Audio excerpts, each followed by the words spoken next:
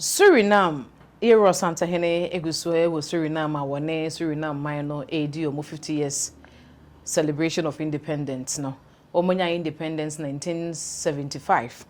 Now, over Suriname, Edikan Suriname, and Guyana, and French, and African so Brazil, and Boshi. Now, so her mana for Famudia, Atlantic Ocean, and a Dahonum Cassia, Sebi Omoni as you know so, Ebo Shea. Now, Suriname Cassia Noir. Enya oman esu bia oman ne tetrete ne kese nyina no 164 square kilometers and I wish Ghana so de no so a Ghana ye kese ye no enso so okay I mean for ni say anymore but the population no never can okay so we history na man no a man a se bi enhye da enso bia sa ne kese ye ne tetrete ne se de mu training nyina ate no 164 square meters and our population as at 2018 no more 585,000 population and so we have omo kese omo mine kese ya na we de toto Ghana de no nso a Ghana ye kese ye ne ye tetrete nyina no asase no 239 square kilometers and our population nso kekako 30 million. And our friends so we Nigeria so Nigeria asase no so ne kese ye nyina no 924 square meters and our population so over 196 million population. That's in Nigeria there.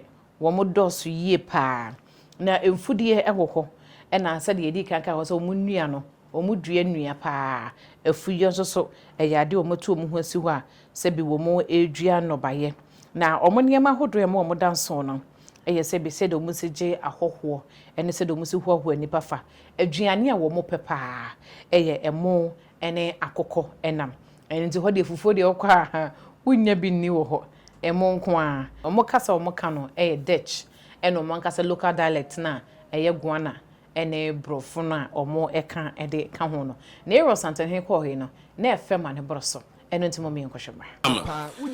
In de Bijbel is het jubeljaar een jaar van vrijheid, herstel en nieuwe kansen. Een jaar waarin slaven werden vrijgelaten, schulden verlicht en land en grond teruggegeven werd aan wie het toebehoorde.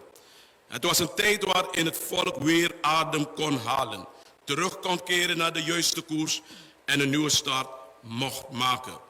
Meneer de voorzitter, ook Suriname staat vandaag voor zo'n moment van herrijking. Ik noem enkele punten. Verdieping van onze vrijheid. We hebben een politieke vrijheid verworven, maar de opdracht van de komende jaren is om maatschappelijk, sociaal en economische vrijheid te versterken. Vrijheid moet voelbaar worden in onderwijs, in gezondheidszorg, in veiligheid en in kansen vooral voor onze jongeren, de Jonkuwan voor UNO. Suriname heeft herstel nodig. Zoals het jubeljaar oproept tot herstel, zo moeten ook wij achterstanden wegwerken, fouten erkennen. Onze economie, onze instituties en onze samenleving vragen om richting, stabiliteit en geloofwaardigheid. Rechtvaardigheid moet centraal zijn. Het jubeljaar was Gods correctie tegen ongelijkheid. Ook wij moeten ongelijkheid tegengaan. Ongelijk tegen kinderen. Zonder gelijke onderwijs kunnen kinderen het niet maken. Zonder toegang is er geen basisvoorziening mogelijk. Geen burgers die buitenspel staan. En belangrijk, moeten we rust en samenwerking hebben met elkaar. Suriname heeft rust nodig. In beleid en politiek. Geen verdeeldheid, geen eindeloze conflicten, maar samenwerking in het nationaal belang. Alleen zo creëren wij ruimte voor groei. We hebben een nieuwe start nodig en dat kunnen we vandaag doen. Laat dit jubeljaar een nieuwe start zijn.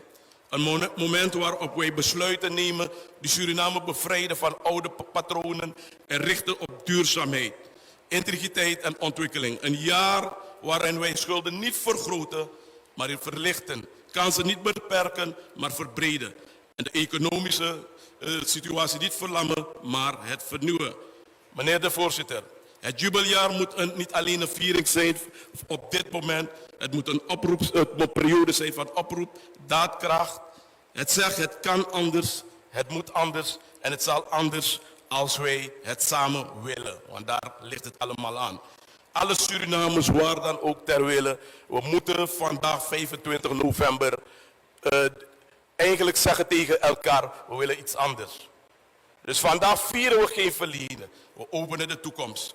Mogen dit jubeljaar Suriname brengen vrijheid, herstel, rechtvaardigheid en hoop. God zij met ons Suriname. Hij verheft ons heerlijke land. Laten we dit moment nemen. In Surinaamse traditie zouden we zeggen, laten we dit moment vieren. Koop zingen lang zal Suriname leven tot in de glorie. Ik dank u. Wij danken de fractieleider van A20. Dan gaan we over tot de toespraak van de voorzitter van de Nationale Assemblée. Maar ik vraag tegenoverstaan van het volk van Suriname dat wij mevrouw Pinas vragen de officiële begroeting te doen namens de Nationale Assemblée van onze gasten hier vandaag. De president van de Republiek Suriname, Hare Excellentie Jennifer Geerling-Simons en echtgenoot de heer Glenn Geerlings. De vicepresident van de Republiek Suriname, Zijne Excellentie Gregory Rusland en echtgenote mevrouw Cynthia Rusland-Huiswoud. De echtgenote van de voorzitter van de Nationale Assemblée, mevrouw Gracella Adine Mahabir. De ondervoorzitter van de Nationale Assemblée van de Republiek Suriname, de geachte heer Ronnie Brunswijk en echtgenote mevrouw Adolfina Brunswijk-Cairo. De secretaris-generaal van de Caribische gemeenschap CARICOM, de geachte Carla Barnett. De koning van het Ashanti-koninkrijk van Ghana, Zijne Majesteit Otumfuo Osei Tutu II. Namens de president van de Coöperatieve Republiek Guyana, Zijne Excellentie Brigade-generaal Mark Philips, eerste vicepresident en minister-president. De minister-president van Nederland, de zeer geachte Dick Schoof. De minister-president van Curaçao, de zeer geachte Gilmar Pisas. De minister-president van Sint Maarten, de zeer geachte Luc Mercelina. Namens de president van de Boliviaanse Republiek Venezuela, de geachte Ivan Gil, minister van Buitenlandse Zaken. Namens de president van de Federatieve Republiek Brazilië, de geachte Simone Tibet, minister van Planning, Begroting en Management. Namens de president van de Republiek Cuba, de geachte Walter Paluya Garcia, minister van Hoger Onderwijs. Namens de minister-president van Barbados, de geachte Cheryl Hosmans, minister van Training en Tertiair Onderwijs. Namens de president van de Republiek China, de geachte Zhang Run, directeur-generaal Latijns-Amerikaanse en Caribische Zaken, ministerie van Buitenlandse Zaken. Namens de president van de Verenigde Staten van Amerika, mevrouw Barbara Feinstein, adjunct assistant secretaris voor Caribische Zaken. Namens de minister-president van Jamaica, de buitengewoon en gevolmacht niet-residerend ambassadeur van Jamaica bij de Republiek Suriname, Nathalie Campbell Rodriguez. De prefect van Frans-Guyana, de heer Antoine Pochier. De president van de Collective Territoriale de Guyane, de heer Gabriel Servier. Namens de secretaris-generaal van de Verenigde Naties en de daarbij behorende entiteiten, mevrouw Johanna Kazana, VN-resident, coördinator in Suriname. De oprichter van het Africa to the World Media Platform Accra, Ghana, de heer Berthoud Kobina Akon. Leden van de Raad van Ministers van de Republiek Suriname, leden van de Nationale Assemblée, vertegenwoordigers van hoge staatsorganen, leden van het Korps Diplomatiek en vertegenwoordigers van internationale organisaties in Suriname en in het buitenland. De gasten in ons midden die vandaag ook 50 jaar zijn geworden. Het volk van de Republiek Suriname, waar ze ook zich bevinden in Suriname en daarbuiten. Leden van de media, dames en heren, geachte genodigden, van harte welkom.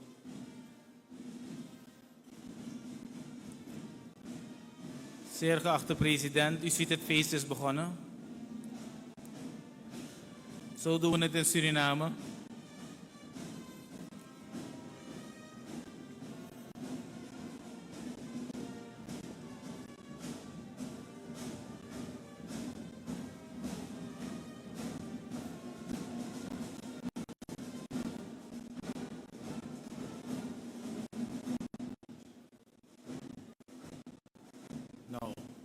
Zeer geachte president, dames en heren, waarde landgenoten.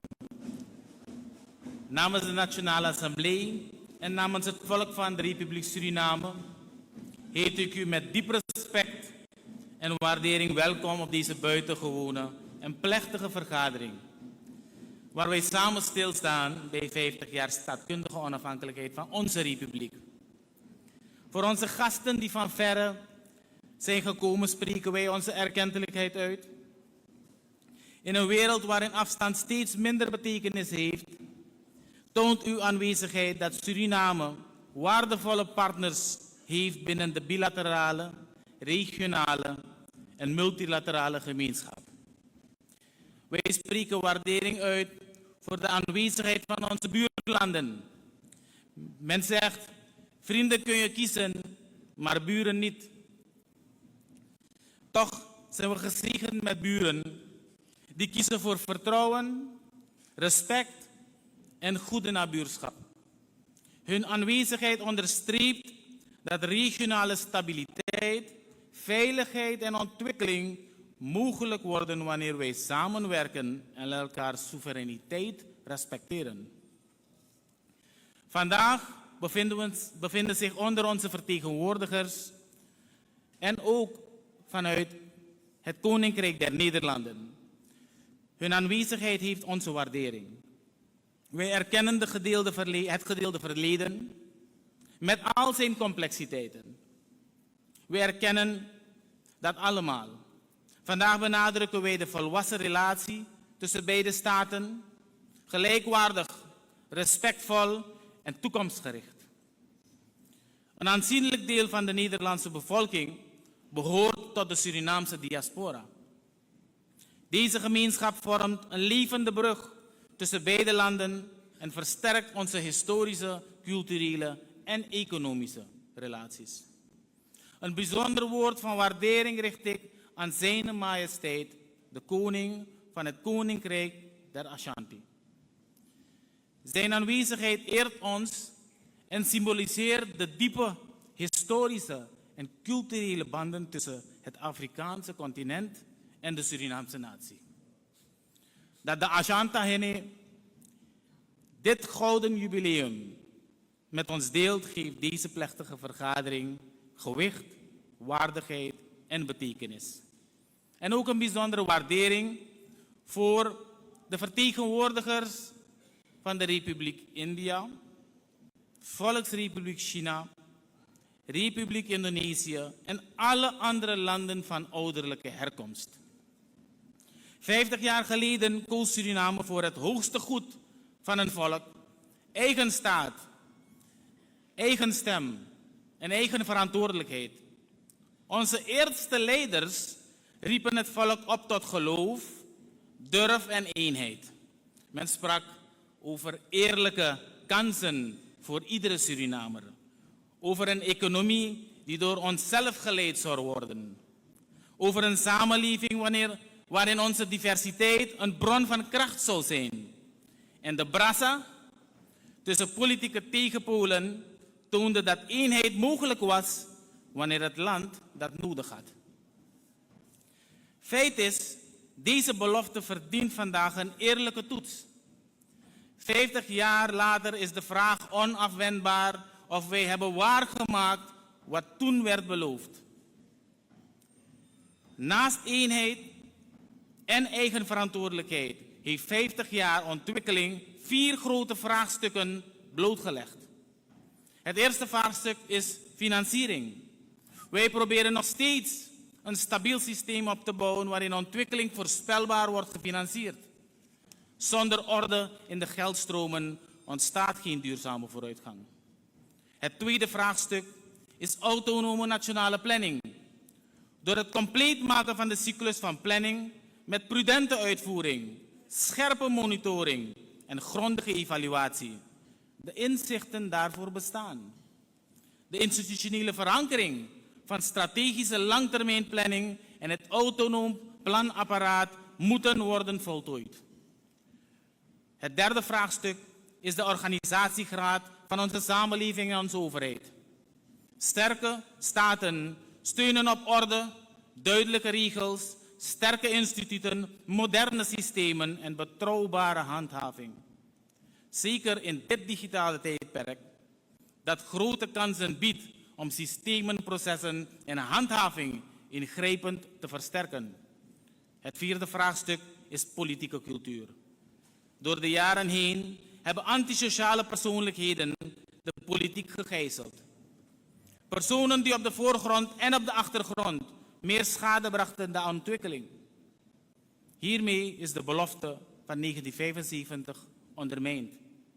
Feit is, als wij deze 4 vraagstukken niet oplossen en onze eenheid en soevereiniteit niet blijven waarborgen, zullen de volgende 50 jaar lijken op de vorige 50 jaar.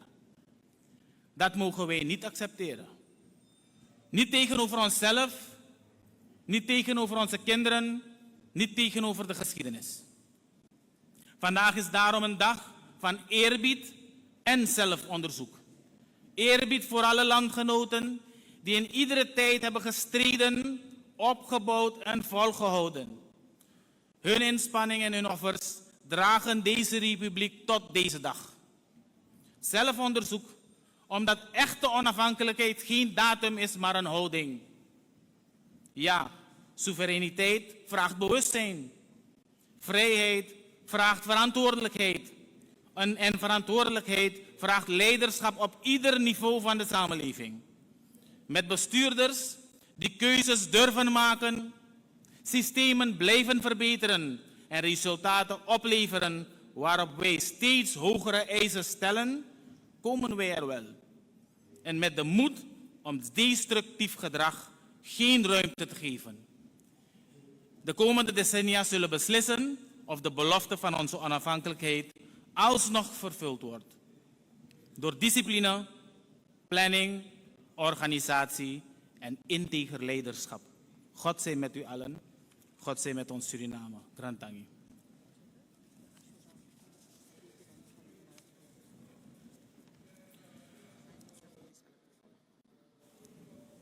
En dan gaan wij over naar agenda punt 4 van de agenda. Toespraak van de president van de Republiek Suriname, mevrouw Dr. Anders Jennifer Geerling-Simons.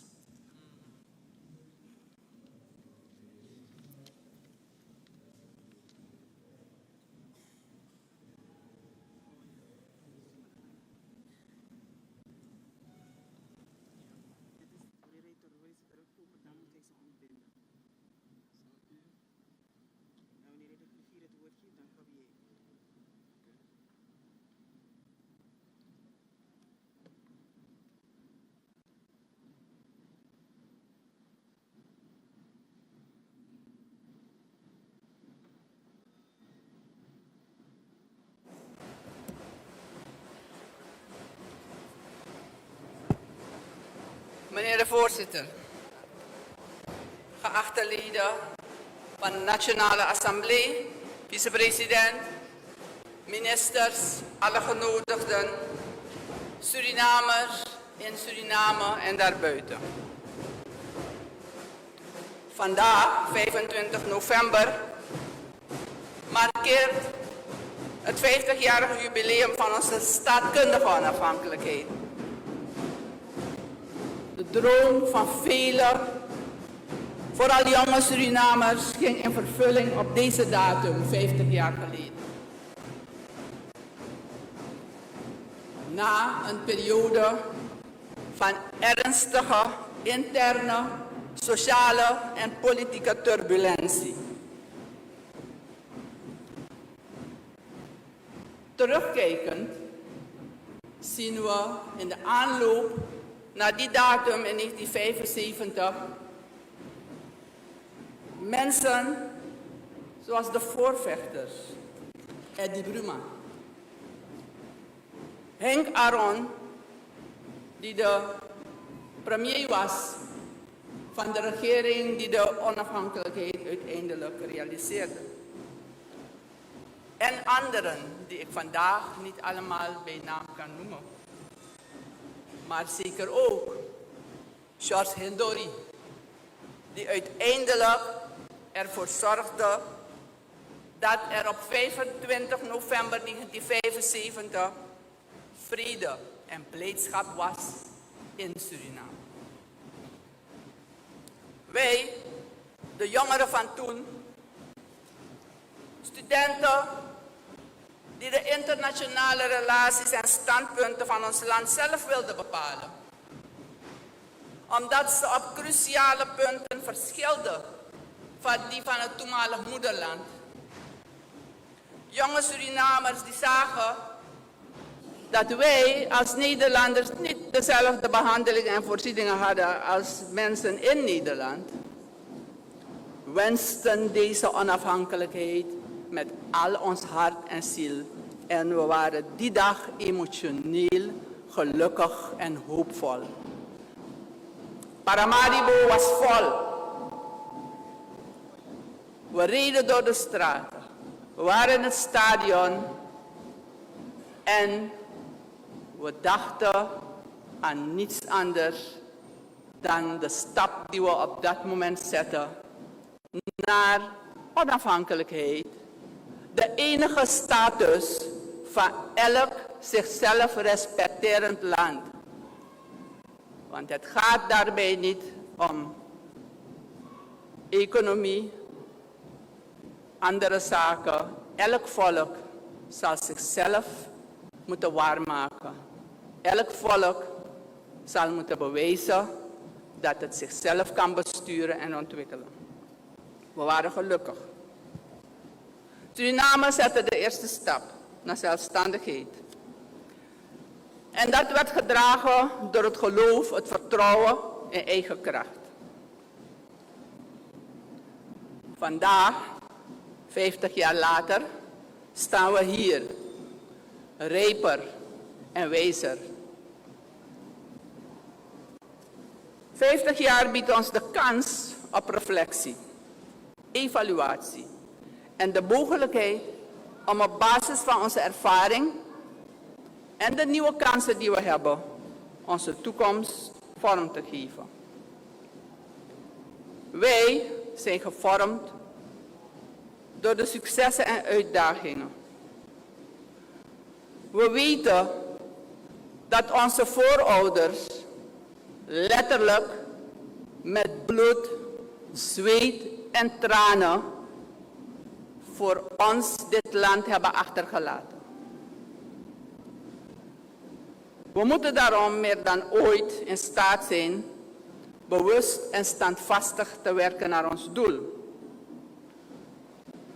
Een sociaal rechtvaardige samenleving waarin ons volk in alle geledingen welzijn kan ervaren.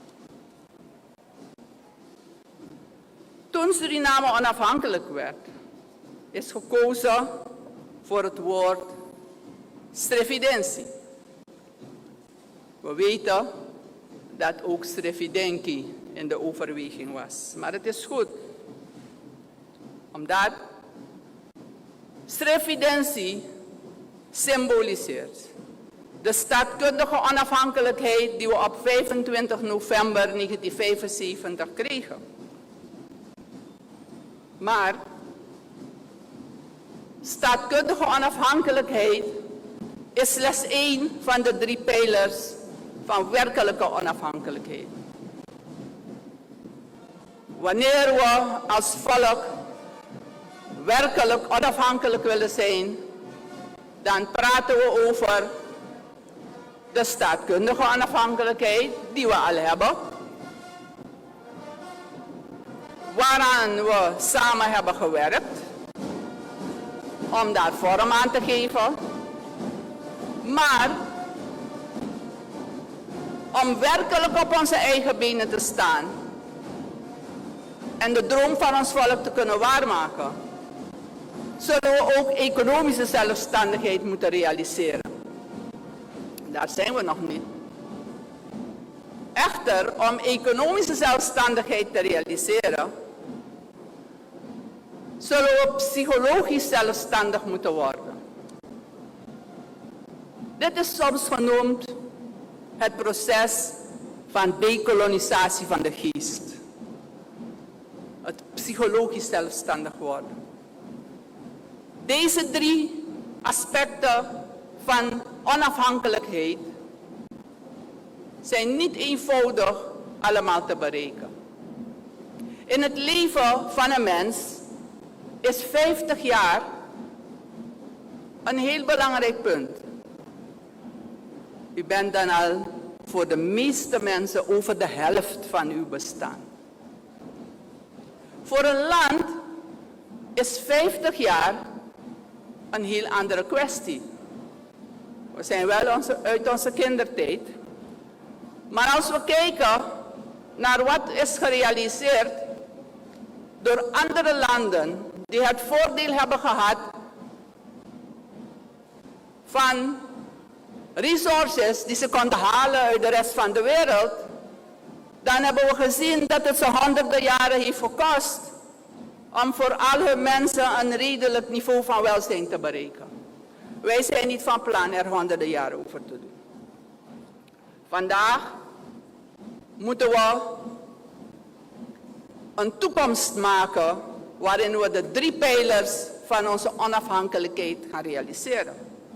Omdat we opnieuw staan voor een moment dat grote kansen voor ons inhoudt om inderdaad die economische zelfstandigheid te krijgen. Om dat waar te kunnen maken, zullen we vandaag dat andere woord, dat ook een rol heeft gespeeld bij de onafhankelijkheid, moeten beginnen waar te maken. Strefidentie moet de volgende fase ingaan. En dat is strefidenki. Die strefidenki, dat bewustzijn dat wij met z'n allen nodig hebben om van de kansen die we op dit moment hebben, inderdaad kansen te maken voor alle Surinamers en voor Suriname inderdaad een economische onafhankelijkheid te realiseren. Wij moeten daarom even die reflectie doen. Ik hoor soms van sommige mensen dat we niets hebben bereikt in 50 jaar. Wie 50 jaar geleden door Paramaribo liep en het binnenland en overal, die weet dat we een heleboel hebben bereikt. Wie 50 jaar geleden, en als u de kans krijgt, lees de bladen van toen. Luister naar wat er toen gezegd werd door de verschillende etnische groepen.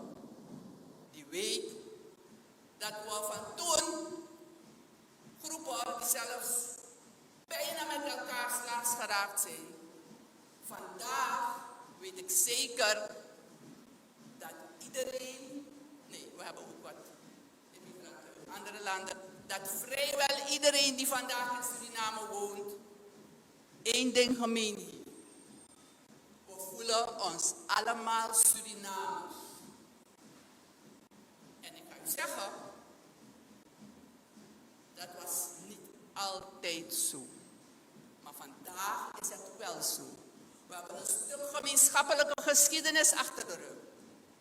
En die geschiedenis die we gemeenschappelijk hebben, iets verder eigenlijk dan het moment van de onafhankelijkheid, die heeft ons door heuvels en dalen gebracht. Maar weet u wat? Het heeft ons samen door die heuvels en die dalen gebracht. En om één volk te worden, moeten we gemeenschappelijke geschiedenis hebben. En we zijn begonnen die geschiedenis echt te schrijven op 25 november 1975. Want zolang je je soevereiniteit niet hebt, ben je niet op elkaar aangewezen. Ben je niet verplicht. Desnoods met strijd. Desnoods met verschil van mening. Van dit land jouw land te maken met elkaar. Met alles wat we aan voor en tegen hebben. Het is van ons en wij zijn Surinamers. Maar ook de mensen die zijn weggegaan. Bijna gedwongen en soms uit vrije keus. Zien we dat een belangrijk deel van hun zich tot vandaag Surinamer voelt. En dat betekent dat we in die 50 jaar inderdaad hebben bereikt dat we vandaag de dag Srangamas hebben. En we staan nu op het punt dat proces, dat nog niet geheel voltooid is, verder te brengen in de volgende 50 jaar. Om dat te kunnen doen, zullen we ons wel heel bewust ervan moeten zijn dat we hier samen zijn. En dat de eerste taak, de eerste is om hier samen met elkaar te leven. En ik ga het blijven zeggen, onze broedershoeder te zijn. Te zorgen dat elke groep, elk gebied van Suriname kansen heeft. Dat we er voor elkaar zorgen. Dat we zorgen dat de ander het goed heeft. Want wanneer we zorgen dat de ander het goed heeft, dan zullen we het allemaal goed hebben. Dat proces van het maken van Surinamers is niet af, maar het is een behoorlijk eind gevorderd. Dan evalueren we ook onze situatie bij de onafhankelijkheid en wat we economisch en sociaal hebben neergezet. Het is belangrijk omdat we, zoals gezegd, opnieuw staan voor een moment waarop we kansen hebben. Het is niet zomaar dat we toegaan naar een situatie waarin onze olierijkdom, God vooraan, veel meer financiële middelen voor ons hebben. Maar financiële middelen op zich zijn geen garantie voor een goede toekomst van elke Surinamer. En dat is het moment van 50 jaar onafhankelijkheid dat we vandaag hebben om die reflectie te doen. De mensen die op het moment van de onafhankelijkheid en daarvoor bezig waren met dit proces, die waren gevangen in een proces van controverse. Een proces van strijd met elkaar. Een proces waarin eenheid nog ver te zoeken was. En het is waarschijnlijk daarom dat er geen roadmap is gemaakt door iedereen. Een roadmap, een visie voor wat we met dit land zouden doen, met al zijn rijkdom, met alle mensen samen. Een plek waar we naartoe wilden gaan. We waren te druk bezig op dat moment elkaar te bestrijden. En laat het duidelijk zijn. Terugkijkend begrijp ik alle kanten. Het is geen kwestie van een vingerwijzing.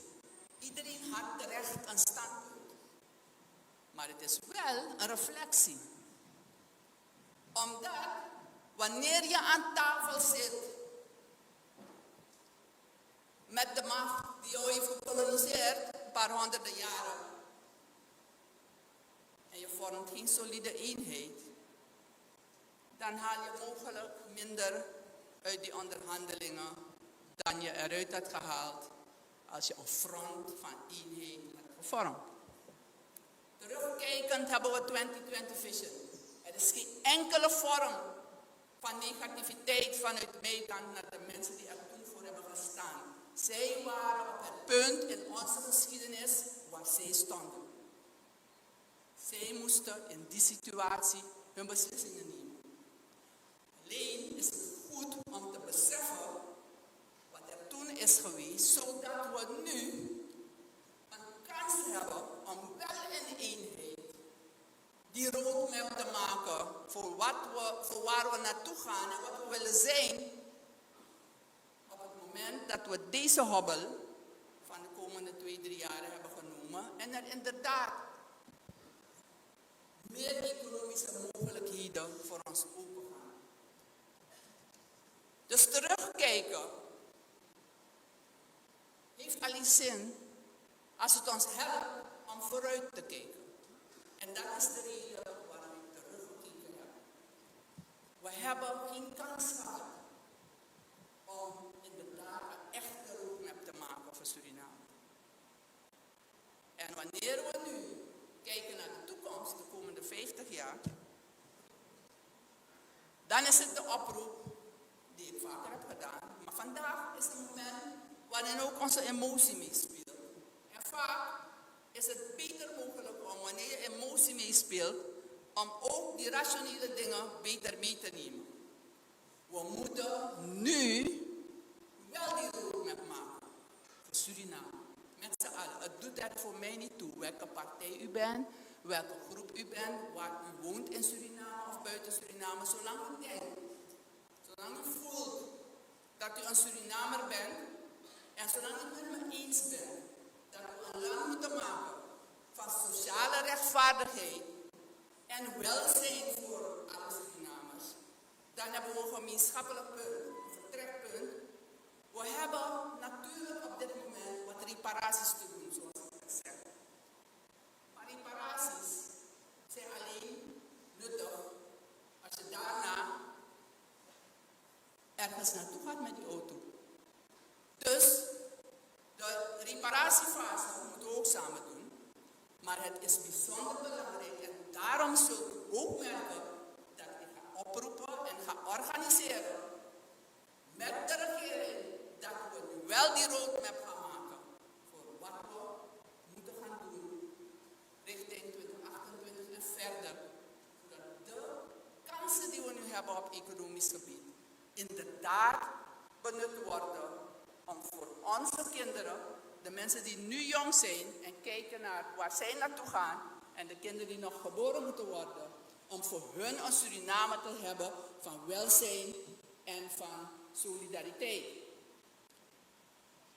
De uitdaging is dat, hoewel wij zelfstandig zijn, we hebben onze staatkundige onafhankelijkheid en we hebben een duidelijke buitenlandse politiek. Het is hier al door leden van de Nationale Assemblée aangehaald. Onze buren, onze regio, onze grote landen in de wereld, vooral ook onze landen van herkomst.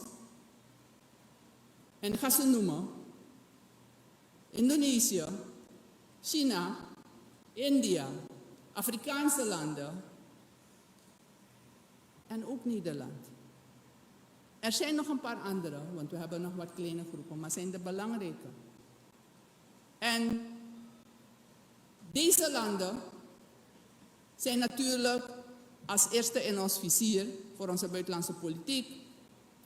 Maar er zijn ook andere in de wereld. Suriname staat staatkundig, zelfstandig en richt zich dus op deze landen. Nederland is niet alleen voormalig moederland, is ook een land van herkomst. We kijken dus vooruit. We werken met de wereld, maar de wereld van vandaag is nog steeds niet georganiseerd in het belang van landen als Suriname. Dus dat betekent dat we natuurlijk een interne strijd moeten voeren om met elkaar alles op een rij te zetten hoe wij willen dat ons land eruit moet gaan zien. Maar we zullen ons ook ervan bewust moeten zijn dat wij nog steeds leven in een wereld die door ons op voorzichtige manier genavigeerd moet worden. Een wereld die wij niet sturen. Een wereld waaraan wij ons moeten aanpassen. Een wereld waarin wij onze weg moeten vinden onder moeilijkere omstandigheden dan de landen die vandaag hun weg al hebben gevonden. En we moeten het doen zakelijk en rustig. We moeten nadenken. We moeten begrijpen dat door de omstandigheden vele van onze intelligentsia, onze mensen die iets kunnen, zijn weggegaan uit Suriname. Dus een van de eerste taken bij onze roadmap is te zorgen, 1, dat er niet nog meer weggaan. En 2, dat we hopelijk condities scheppen dat we mogelijk wat van die mensen terugkrijgen, al zou het alleen zijn in de vorm van hun medewerking. En ik weet dat een heleboel van hun vandaag de dag dat al doen. Suriname. Ik ben met u even teruggegaan. We hebben even vooruitgekeken. Vandaag gaan we feest vieren. Morgen moeten we beginnen aan die roadmap. En ik zeg het nog een keer, we gaan het echt allemaal moeten bekijken. Wat willen we? We mogen verschillen in de manier waarop we vinden dat we het moeten uitvoeren. Maar we moeten op zijn minst samen een toekomst kunnen zien waarin we ons allemaal gelukkig kunnen voelen. Laten we weten dat wij wel degelijk de potentie en de kracht hebben. Want ik denk dat we dat hebben getoond. We hebben een land geërfd waarin mensen van overal op de wereld samen zijn gebracht. En waarvan sociologen mee hebben gezegd, Suriname kan niet bestaan. Veel te divers. Maar weet u wat? We hebben bewezen dat we bestaan. En we hebben bewezen dat we samen bestaan. En we gaan dit proces verder voortzetten. We weten dat om een toekomst samen te hebben, we met elkaar zullen moeten kijken naar hoe we samen verder gaan. Hoe we hier ook samen kwamen. Hoe gaan we samen verder? We hebben het al gedaan tot nu toe en we gaan het voortzetten. Suriname, we hebben vertrouwen in eigen kunnen. We hebben 50 jaar lang met vallen en opstaan bruggen geslagen. Letterlijk en figuurlijk. Want wanneer u rijdt van oost naar west in dit land, zijn vrijwel al die bruggen door ons onafhankelijk Suriname gemaakt. We hebben ze niet gekregen in 300 of hoeveel jaren onder een land dat goede bruggen kan bouwen. We hebben ze zelf gemaakt. Onder allerlei omstandigheden. Soms met fitty met elkaar, maar we hebben ze gemaakt. Dat zijn die fysieke bruggen. En we hebben ook bruggen geslagen naar elkaar. Want vandaag zitten we met elkaar nog steeds in Suriname en we zijn Surinamers. Dus we hebben die bruggen ook gemaakt. En we hebben ook een brug geslagen naar degenen die om welke de reden dan ook niet meer in Suriname wonen en in andere landen zijn. En we hebben die brug ook geslagen. Dat is een juridische brug. Dus, zoals we dat zeiden, niemand gaat dit land voor ons komen ontwikkelen. Wij gaan het zelf moeten doen. En wat u ook denkt, u heeft geen keus. Ik heb geen keus. Wij gaan het samen moeten doen. En ik ben ervan overtuigd dat we het samen kunnen doen. En onze eerste bewoners van Suriname, de inheemse, respect. U heeft de eerste slag gekregen. En daarna hebben we allemaal gekregen.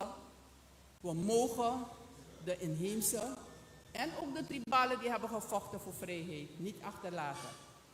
Ik ga eindigen met, ze hebben gestreden. Daarom is Suriname 500 jaar na het Caribisch gebied gekoloniseerd. We staan er niet bij stil. Dat waren de inheemse. We gaan hiermee eindigen. Strijd, unosa vrede. Maar ik ga u zeggen, de strijd is niet tegen anderen. De strijd is tegen alles wat ons hindert om te bereiken wat we willen. Zowel in onze persoon als in onze samenleving. En ik geloof dat als we dat beseffen, dat we die strijd moeten aangaan om ervoor te zorgen dat we het beste in onszelf naar boven halen om dit land te ontwikkelen. Dan Sranang Muswini. Dank u.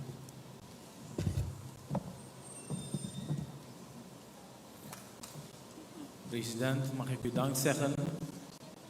Wij hadden niet verwacht dat het défilé zo snel zou starten. Maar het geeft wel aan dat u niet deinst voor geen enkel obstakel en geen enkel ruis. En onze complimenten daarvoor. We zijn aan het einde gekomen van deze buitengewone openbare vergadering. Mag ik de commissie van in- en uitgeleide vragen om de president van de Republiek Suriname uitgeleide te doen. Goed, beste kijkers, we hebben daarnet de buitengewone openbare vergadering gehad van de Nationale Assemblée. Dit alles in het kader van 50 jaar Srevidentie. En natuurlijk is het goed. Het is een heel druk programma, dus we vragen nog uw geduld. We gaan nog met een paar mensen praten. En naast mij heb ik de volksvertegenwoordiger van de NPS, de heer Plein. Meneer Plein, zou sataki me versteri nanga deitide? Me versteri ook toen nanga deitide en me verstera heer volke fustranang nanga deitide 50 jaar staatkundige onafhankelijkheid. Zeg hier 50 dagen, ja. 50 jaar staatkundige onafhankelijkheid zegt ons dat wij 50 jaar zelfstandig zijn. Ja. 50 jaar geleden, toen de founder, in dit geval meneer Henk Alfonsius Aron, ja, gezorgd heeft, natuurlijk met nog anderen, dat de onafhankelijkheid gekomen is het niet zomaar een idee geweest. Is het idee geweest om eigenlijk te zeggen als kind dat je zelfstandig wenst te worden. Je wordt groot, je wilt in je eigen huis gaan, je wilt zelfs gaan bepalen. En dat is eigenlijk die Srevidentiegedachte. Dat is eigenlijk die onafhankelijkheid, wat men daarmee bedoelt. Natuurlijk zijn er hier en daar wat verschillen van meningen. Dat kan, dat is democratie. En ik ben blij dat dat ook gekomen is. Want we hadden eigenlijk een periode waar dat er niet was, maar het is teruggekomen. Maar goed, we hebben die onafhankelijkheid gehad. Wat we nu moeten doen is kijken, waar waren we 50 jaar terug? En we zijn nu 50 jaar verder. Wat is er daartussen gebeurd? Ups en downs zijn gekomen, maar we moeten steeds blijven evalueren.